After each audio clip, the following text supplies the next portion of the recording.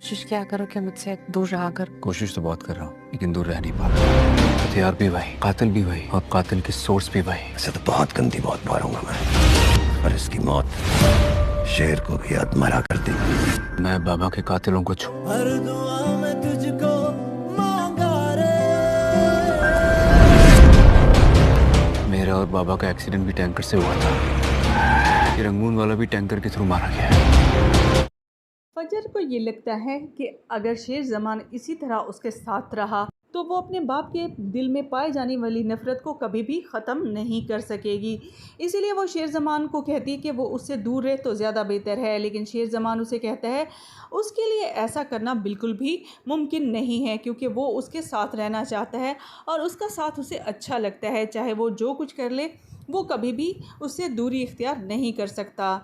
दूसरी तरफ बदर ज़मान को लगता है कि अब वक्त आ गया है कि दोबारा शेर ज़मान को उसकी औकात दिला दी जाए और उसे अधमरा किया जाए, और इसके लिए रंगून वाला को रास्ते से हटाना ज़रूरी है।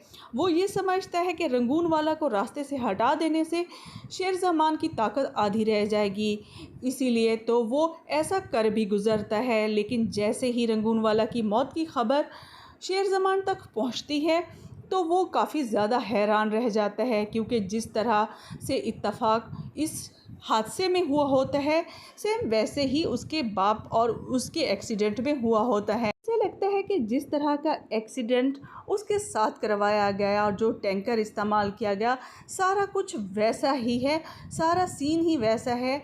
इसके लिए वो ये जानना चाह रहा है कि इसके पीछे है कौन।